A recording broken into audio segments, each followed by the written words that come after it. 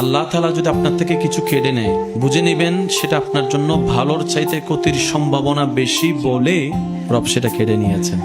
রব দেখছে আমার বান্দা থেকে যদি এটা আমি কেড়ে নিই, সে কষ্ট পাবে 2 বছর, কিন্তু এটা যদি বান্দার কাছে থেকে যায় কষ্ট পাবে আজীবন।